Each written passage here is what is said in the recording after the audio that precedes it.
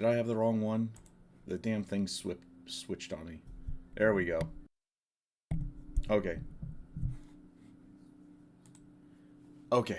We'll try this shit again.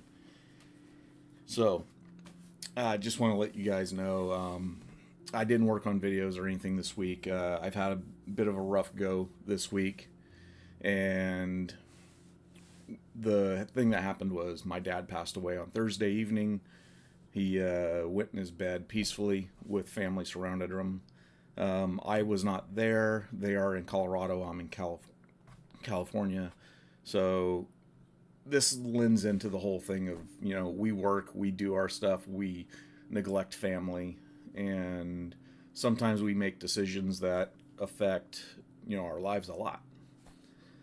So just put this up here. This was my father. See if it focuses. There we are.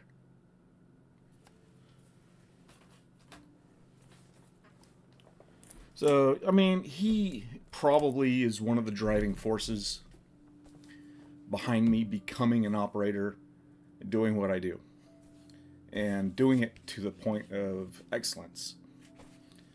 So just to put this in context, he adopted me. I have my real mother, but he adopted me at 2 years old. Didn't have to, he did. We did not get along real well in my youth, because there's a lot of misunderstanding that happens between unrelated people. So when you have a family that is all blood related, it's not necessarily that it's the blood relation for the love and stuff like that, but the understanding, the thought process, the genes that are there. My background is from angry Irish people. He has a German bloodline, and my mom is European descent. So the Irish and the German bloodlines and history did not mix too well. We wound up much later on having a great relationship, but through the youth growing up, he didn't understand me or how my thought processes were. He was white collar and extremely intelligent, went to the Air Force Academy, graduated in the top of his class, was a pilot in the Air Force for 20 years, retired a lieutenant colonel, and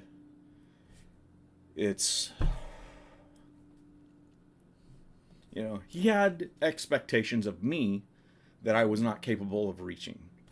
When he found out that I wanted to run heavy equipment, work in dirt, and choose the career that I chose, he hated that thought.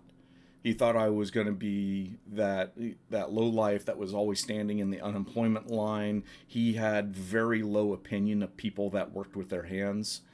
Unless you went to college and did all the things that he did, you were an uneducated oaf. It wasn't until years later. I was in the apprenticeship program. I'd probably 2 years into it. Dad had somewhat accepted it, not fully. Didn't understand why I had chosen the field that I had chosen. For me, it was in my blood to do so. It wasn't until I met my real dad that I found out that I was a fourth generation operator. Imagine that. I chose a field of work that I was in my original DNA to do. So that was crazy to me when I found that out.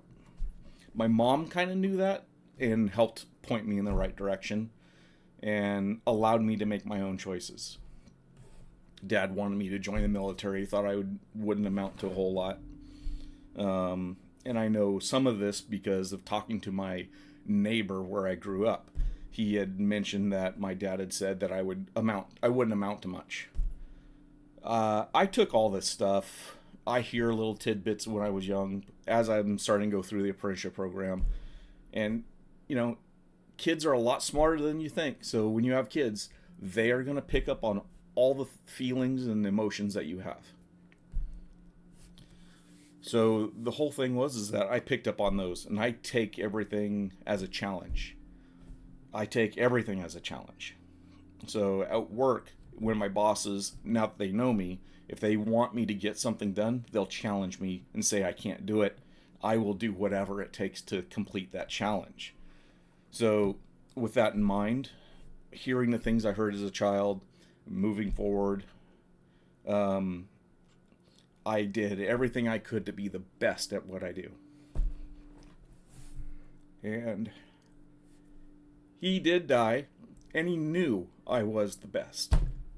And I made sure he knew. We had talk a couple years ago where we said our goodbyes. We knew he was on a downward spiral. And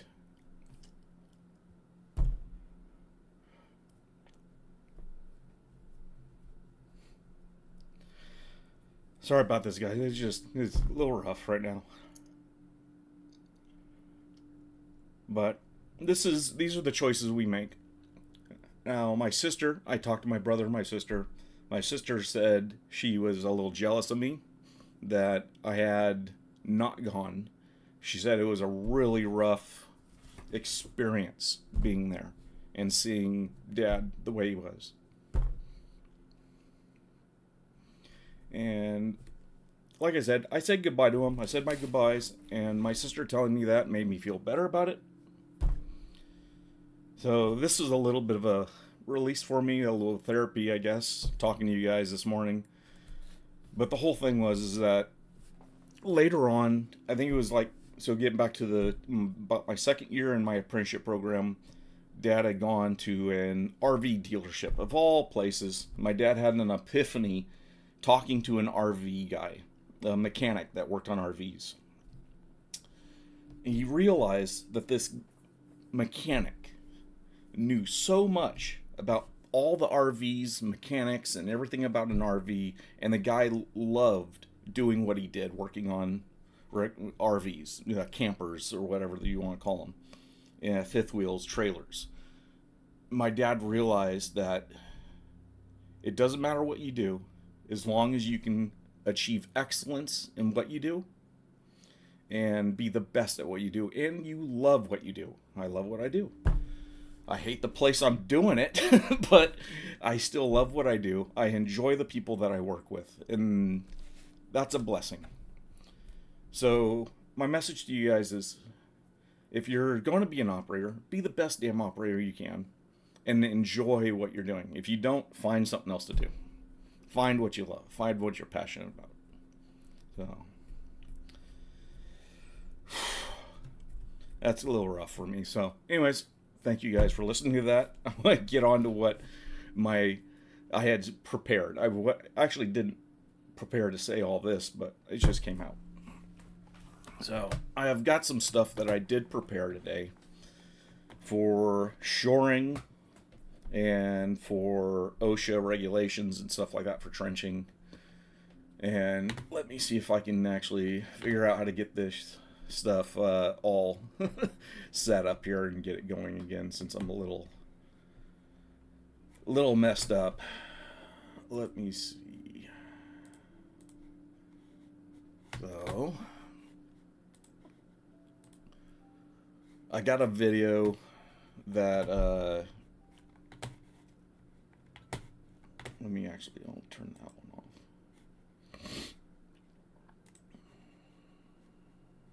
So this is a video of a trench collapse. There's no shoring in the trench.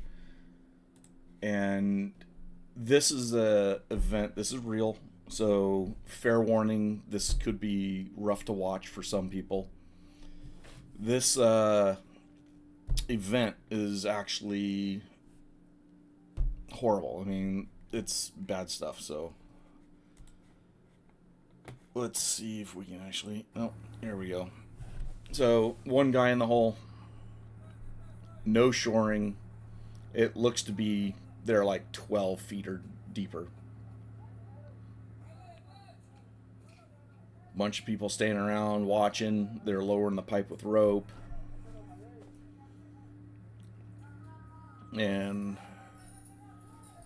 collapses happen in an instant.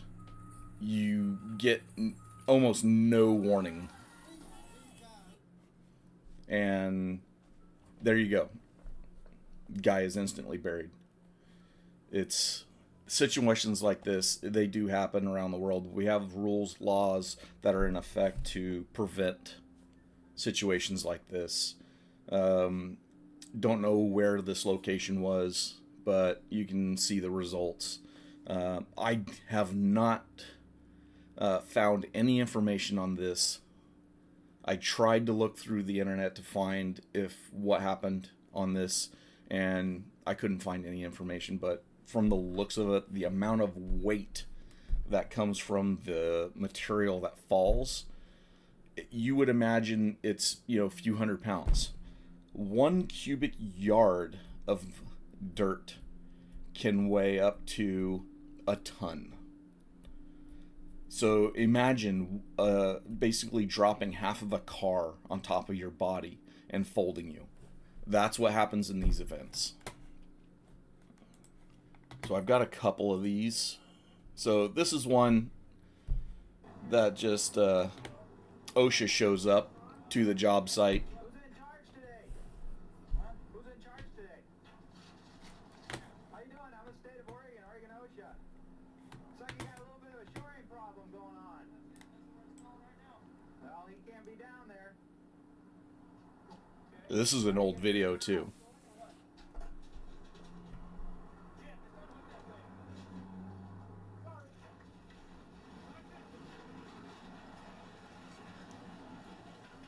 You want to see why he can't be down there?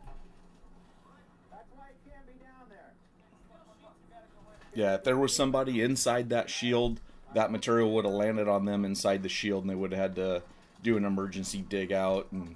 But you still have to, when emergency services show up to a situation like this, they are going to secure the site first and rescue you later. So if you're in the situation where you get trapped or something, you're there until the site can get secured and get you excavated, unless your crew can get in there and extract you prior to emergency services showing up. Emergency services show up, they push most of the people out of the way to get them out of danger, to prevent any further injury, collapse, or anything like that, or causing more people to be entrapped. So again, the rules, and I do have some OSHA regulations here describing the types of materials and classifications. So what we have is soil classification. Some of the compliance methods permits under the excavation standards require a competent person to classify soil, rock, and deposits as a stable rock, type B soil, type A soil, type C soil, and we'll go into the explanations here of what each one is. And so a competent person is someone that has been assigned by the company that you work for to be the competent person on the job site. I have received training. I am set up, I have certified by the company as a competent person, as well as the foreman and the lead laborer are all have all taken the class and have signed documentation saying that we understand that we are competent people that can make decisions on the job site. And with classifications, especially with me having 30 years of experience digging through multiple types of materials, I can say to my foreman and tell him, we have a soils change. We are no longer in type B. We are in type C soil now, and I can change the profile in which I'm digging my trench to accommodate the new conditions. And then if the conditions revert back to the type B soil or whatever we were in, then I can revert my trenching back to whatever we had before. So let's talk about stable rock, natural solid material that can be excavated with vertical sides and remain intact while exposed. I have a photograph for you guys. Let me see if I can locate that photograph, because I actually have an excellent photo for that. Here you go, stable rock. This is a rock surface that is stable, solid, without fissures, and will stand on its own without shoring. That is considered stable rock. Does not require shoring in that situation. It took me 2 hours to dig through that little section of rock. That's how hard that material was, and it was solid. All right, type A. Now, this is the type A material is something that you will almost never see. Reading through this description, a lot of people have told me what type A soil is, and that in California anyways, type A material does not exist. So why it is described, I don't know. But a cohesive material with an unconfined compression strength of 1.5 tons per square foot or greater. Examples include clay, silty clay, sand clay, a clay loam. Certain conditions preclude soil from being classified as type A. For example, no soil is a type A if it is fissured or has been previously disturbed. See Appendix A, yada, yada, yada. So we go back to my pictures. Hopefully I didn't close it. This is what we're going to call. So this topsoil here is engineered backfill. The material down below is native material. So what we have is material that's below has been classified as a B soil because we have fissures and stuff, and we'll get into that. But the upper layer, which actually meets all the requirements of a type A type soil, this topsoil, except for the fact that it was manufactured compaction. So it means it was touched by human hands. It had been previously disturbed and recompacted. Does not qualify to be a type A material, even though it is better than naturally occurring material. It's an odd statement to have in there, but that's the way it is. Type B. What do we have? Type B. Type B includes cohesive soil with an uncompressed strength greater than 0.5 and less than 1.5, and that's tons per square foot. And regular cohesion soil such as angular gravel, similar to crushed rock, silt loam, sandy loam, and in some cases a silty clay loam and sandy clay loam. So, and again, we refer back to this photo. This is the cohesive material classified as B. This whole job here was all done with GPS. So all the slopes and everything were laid out by an engineer and dug and sloped out per the engineer's requirements. The setback on soil up top was met. We had a 4-foot setback. You can see here I've got more than 4 feet, and there's more than 4 feet here. It just doesn't look like it. But that's how we get away with doing 3/4 to 1s and stuff like that. We'll get into the definitions of engineered letters here in a minute. And because I needed more information myself on how the engineered letter functioned with Cal OSHA. So, moving into type C material. Type C cohesive soil with an unconfirmed or unconfined compressive strength of 0.5 tons per square inch or less. Granulated soils, gravel, sand loam, loamy sand, submerged soil, or soil from which water is freely seeping. Submerged rock that is not stable, or material in sloped layers, systems where layers dip into the excavation, or with slope of 4 horizontal to 1 vertical. It's a 4 to 1 slope. That's a 1 3/4 to 1, I believe. Now they have a picture. Is this the one? Here it is. 1.5 to 1 slope. So come out 1.5 feet and you go up 1 foot, as described. There's a little picture right here.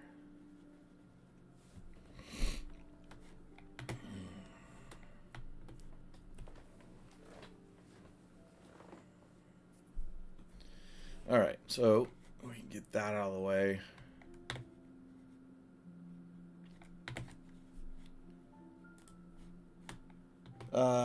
Okay, so this is where we get into the whole excavations and the definition of engineered.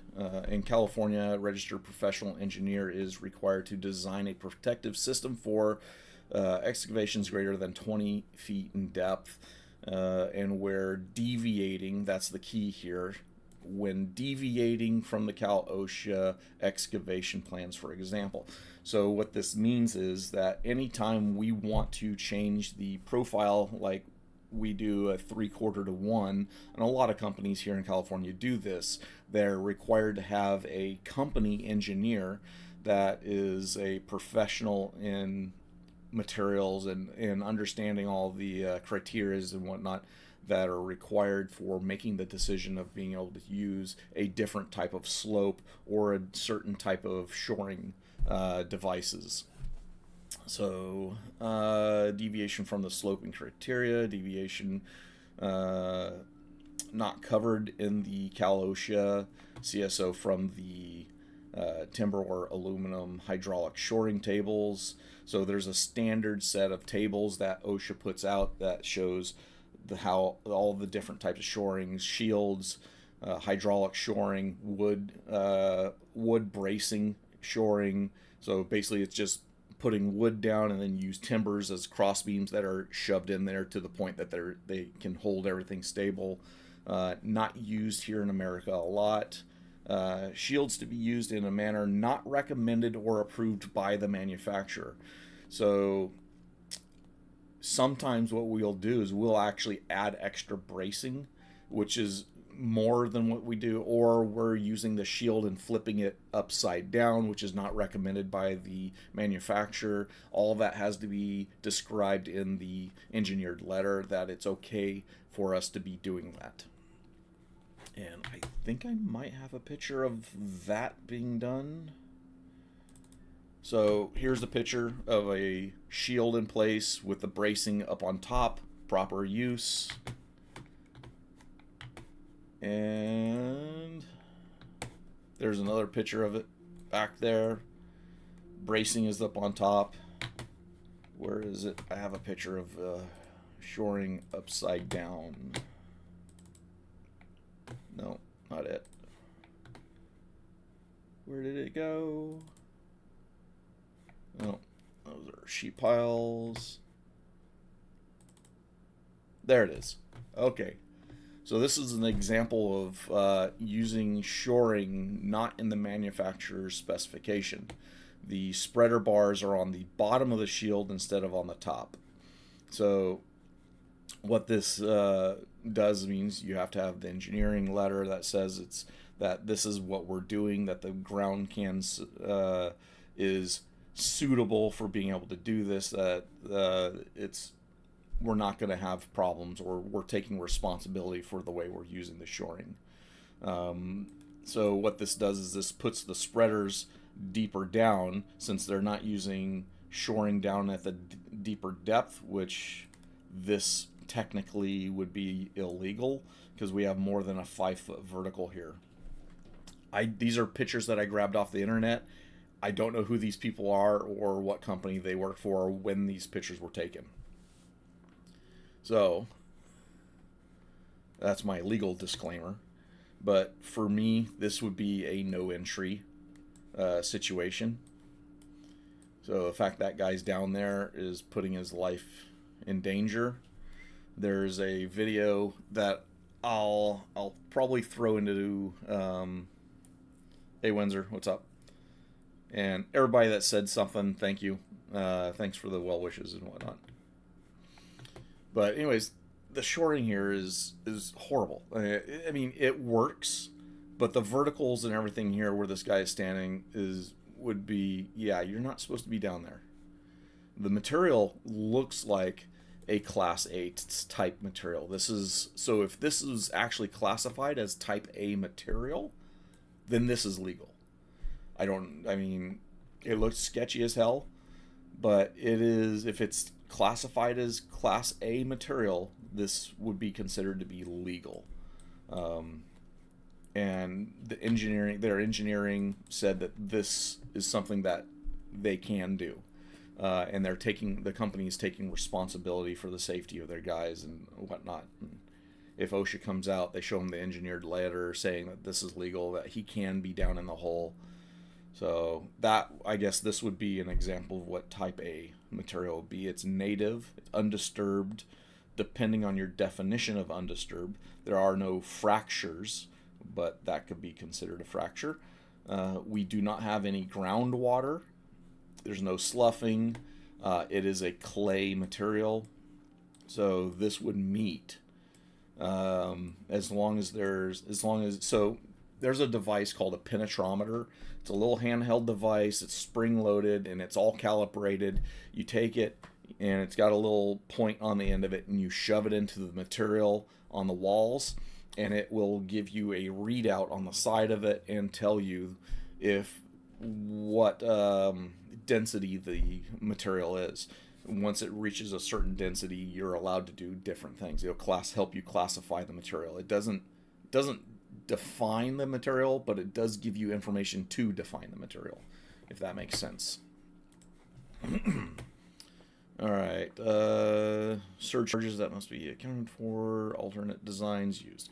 Okay, so basically these are all examples of what we do here. The contractor's engineer may base the design on manufacturing information on a variety of tables and charts. So tables and charts must be used by the engineer to support the decision of making trench safety the way it is, or the way that they're proposing it to be. And then they submit all that stuff, and it gets approved by the primary contractor, because typically we are subcontractors to the contractor doing the project on the use of property system. All right, so that's that. Okay, you saw that one. Here's a event of a guy. Now, I'm showing you guys all this stuff just because I want you guys to be as safe as possible, and I want you to know the dangers of what we do. This is a situation where we've had a cave-in. There is a guy currently buried in this situation. These guys are digging him out, and they're working their way in to get to the guy that is buried. They are still in an unsafe situation where there's wet material. It's a clay type, probably a type B. They did not use shoring. They went vertical. And so this is a bit of a long-winded thing here. So they're trying to expose him. They can actually see parts of his body now, and they're working towards getting to his head. Now, one of the things, I'm going to pause it here. If you're a part of rescuing someone, the guy that's in the middle in the plaid shirt, he is doing the guy that is buried a disservice. He's on top of him. He is adding weight that is crushing the man that is buried. He is adding extra weight to that material that is hurting the rescue efforts to this man, and possibly even shortening the guy's chances at survival. So what we've got here, you can see the guy's orange clothes, and the guy can actually speak. So right here, the big man tells this other guy, "Hey, dude, you're standing on top of him. You can't just get off him." And he's like, "Well, I'm trying to get the dirt off him." Now they've also have a pipe that was laying across the guy. So they do get the guy exposed here. That's his head right there. And he kind of just fell backwards. And he is breathing, he is talking, and you can see there's a pipe laying across his hard hat. Or his head right there. And this is all before emergency services even show up. There we go. All right. No hard hat. He's just wearing a beanie. So this guy is lucky. He survived this. So he's wedged in there good. I mean, there's thousands of pounds of material, wet material, laying on top of him.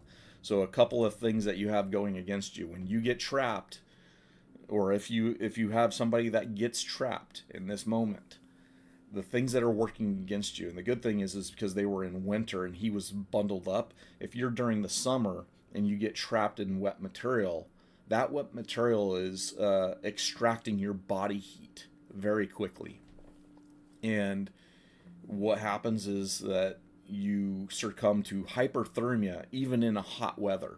You can become hypothermic. You're breathing heavy, you're expelling, water vapor, and every time you breathe out, that dirt will crush you a little bit more because you're making space for that dirt to collapse around your body. And it sucks. It's a horrible way to wind up, succumbing to death. Not to be shy about it.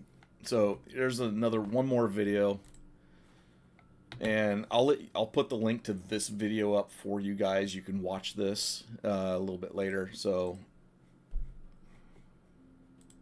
I'll put this in the chat. I want you guys to actually watch this video after we're done doing the live stream. So go ahead and click on it, open up the window, and save it for later. Where am I looking? Where is it? No paste.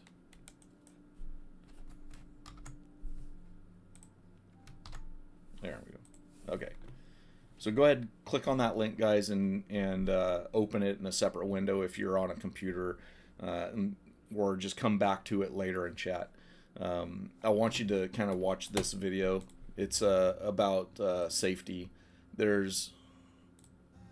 It just goes, these are some old videos, old safety videos that were created talking about different situations, guys throwing in, he's being pressured by the contractor to get it done. Here's your operator, no safety. Your PPE is a pair of gloves and a hard hat.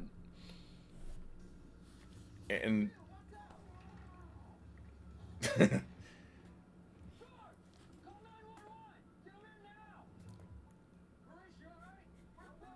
I love these old videos.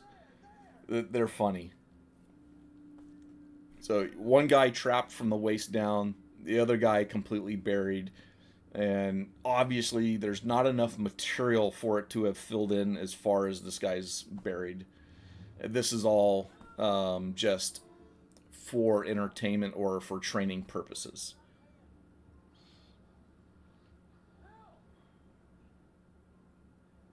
So they're not showing the head or anything because basically the guy, they just buried an arm and filmed it, and so it's all set up in a way that's nobody's being hurt in this video, but it's just an example of what's happening. You can see this guy's trying to play injured as best he can in the video. These old videos like this are funny. So head's exposed.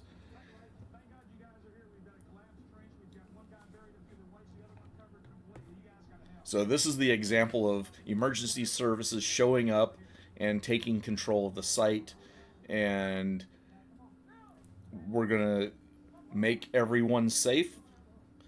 We're gonna this is what's gonna happen. They're gonna pull everybody out, talk to you, and this process is not as fast as you would imagine rescue services happening. So he's gonna talk. They'll bring people out. They evaluate the situation. No one should ever die in a trench collapse because trench collapses should never occur. And that's the thing. Trench collapses should never occur. They do occur. You cannot account for everything in these things. When's there a bad position to be in as an operator? Do you use a hoe to dig him out, knowing the probability probably die if you don't help or accidentally bring up the guy's head when you take a scoop? You killing him for sure.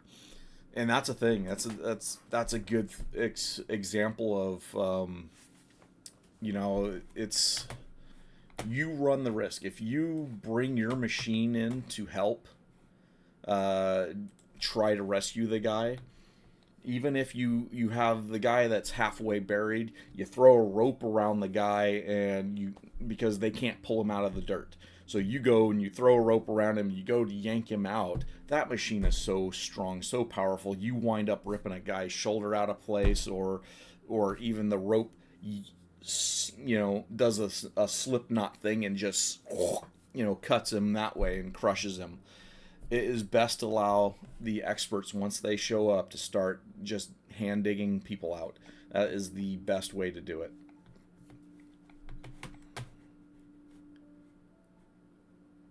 So let's get back over to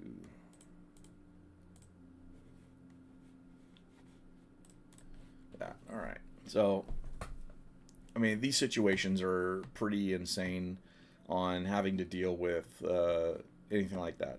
So like I said, that video, I want you guys to watch that video. It's goofy.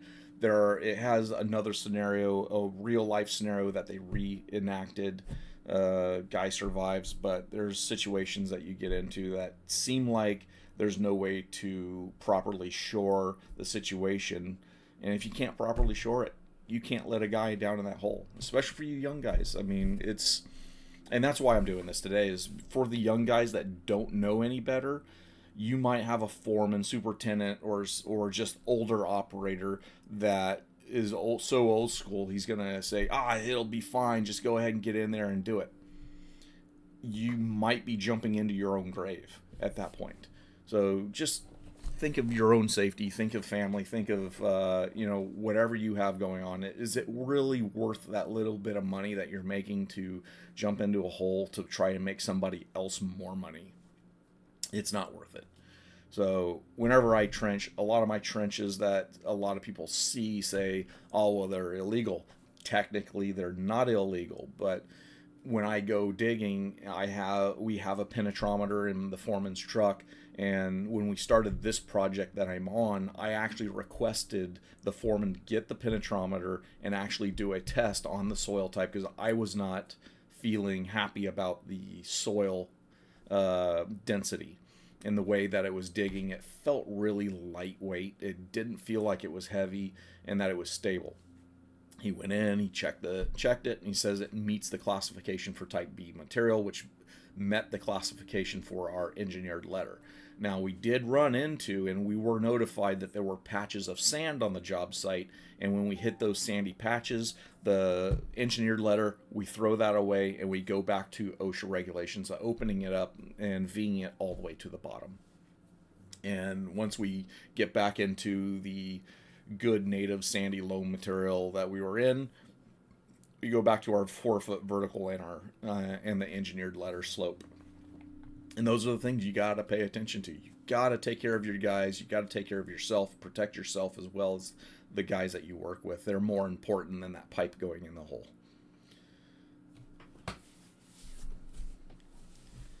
Oh, Windsor again. Luckily, we haven't had anyone be buried. We've had people get hit by chunks of dirt, caving in through.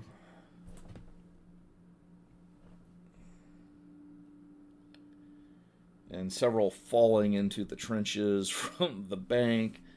They're standing on it, and it caves in. That's another good example. So this comes down to Windsor, this is an operator issue too, is if you've got rocks that can roll off your bank, or if there are loose material on your slopes. See if I can find an example.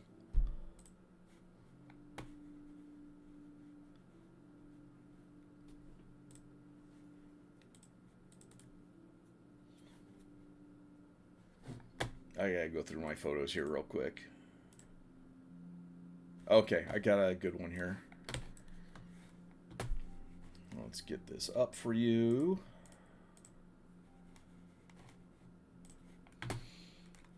Here is an example of bad. So if someone was working down in the bottom of this trench area, you have material here. The spoils pile is right up against. You can see all the rocks and everything here that are right up against the edge of the trench here.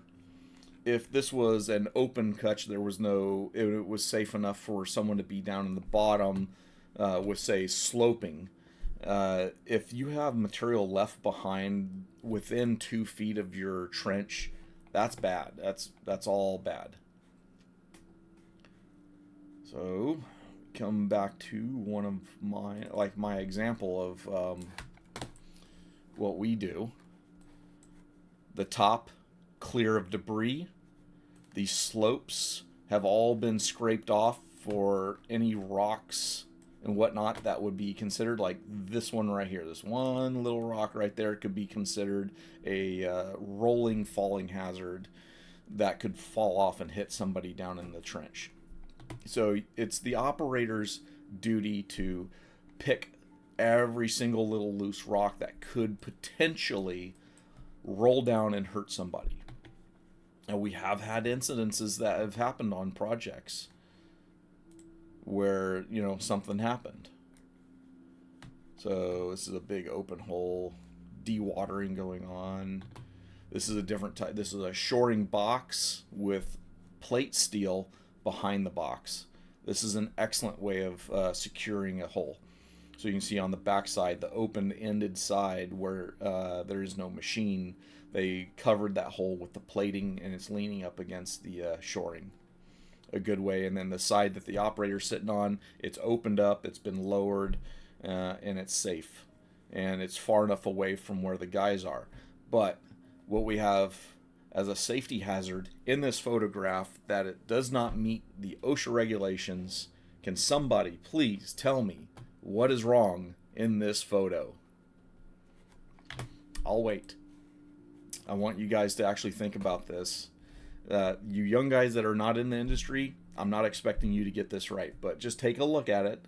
There's something that's obvious here. Windsor, if you don't get this, I'm going to be ashamed of you. So please tell me there is one item in this photograph, possibly two, that are issues. One with the shoring and the other with safety. Anybody? I got 11 of you watching.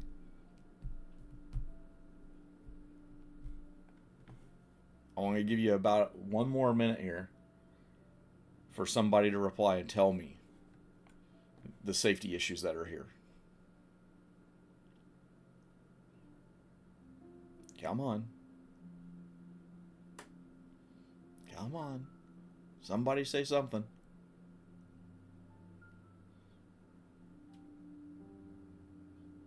Nobody? Or are you guys frantically typing?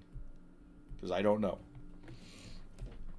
All right, well, let's see. What do we have? What do we have? Maybe the man on top of the structure is not tied off. That is one possibility. The ladder is an issue. Correct, Tran. That is 100% correct. That was one of the items that I was definitely locked onto. The side closest to the camera should probably have plates, I'd think. Yes. How are people going to get in and out of this damn hole? If anyone goes down into the bottom of the hole, the ladder got in there. There is no exit out of that hole that meets OSHA requirements. A ladder must protrude 3 feet above the side of the shoring to accommodate somebody to climb out. And also, something that nobody has mentioned yet.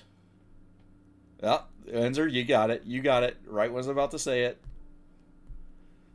Nope, the box cannot be too high.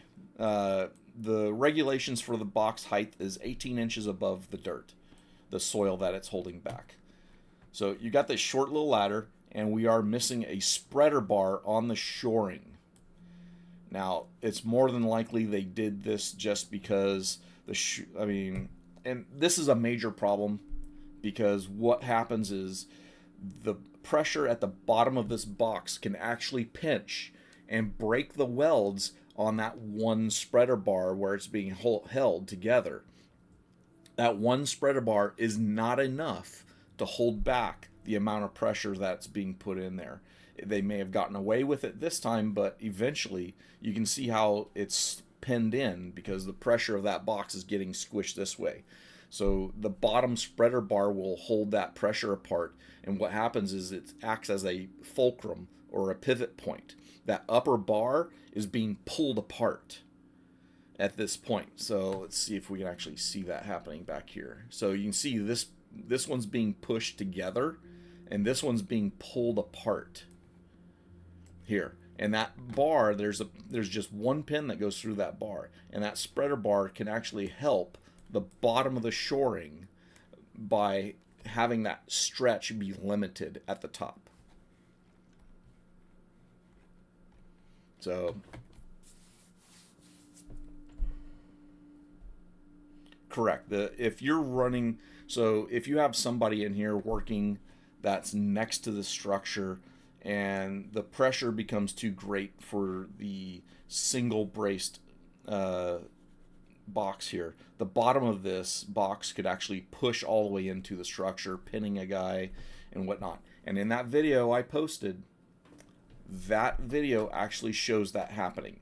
So that is there are situations where shoring can fail in certain situations. The situation in that video is they did have a piece of plywood or something in there to kind of just keep debris from falling on the guys, but there was no cross bracing, that would add pressure to hold the walls up, and it wound up just pinning the guy up against the wall. And when you watch that video, it's not that long, but it is a good video to watch. The other video, there's one other video that is really old, comes, I believe, early 80s, maybe late 70s, called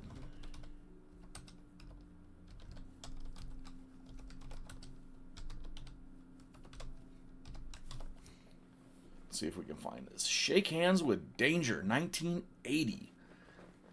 This video is hilariously funny, and it really exaggerates a lot of the failures that we dealt with the older equipment back in the day, where they had less safety equipment on the machines to prevent them from doing things.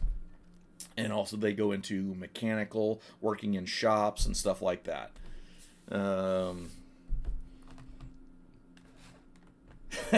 Yeah, Trent, you've watched this a few times. This is a video they forced all of the apprentices to watch when we went through it. It's a hilarious video. But it does describe and show you all the possible things. I think the one part that really gets you, yeah, the Shake Hands with Danger. You can already hear the music. Yeah. So you know what? Let's go ahead and traumatize everybody with the music. Pretty much take it all. Fridges, dishwashers, couches. But I've watched that video several times over the years, just going back to it. Focus leader. Adjust the focus until the picture is complete.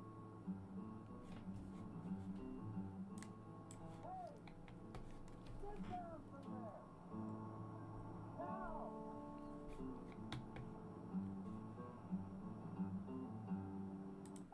What a Finger Joe. Here we go. Now go on and up. Okay, here we go. Shake hands with danger. Need a guy who ought to know. I used to laugh at safety. Now they call me Three Finger Joe. Three Finger Joe. Shake hands with danger. Find it anywhere you choose. Be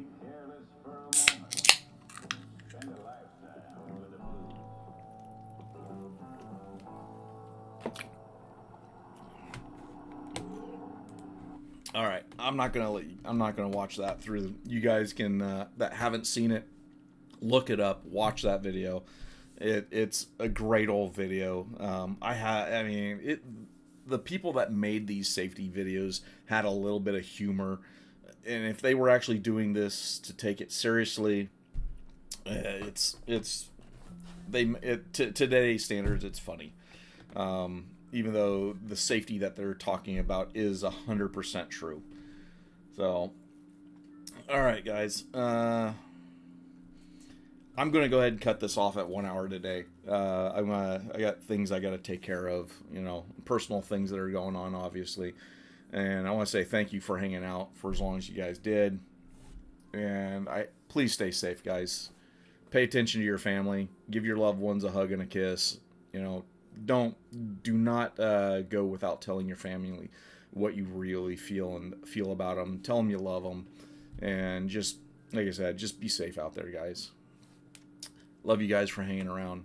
So thank you, and we'll see you again next week.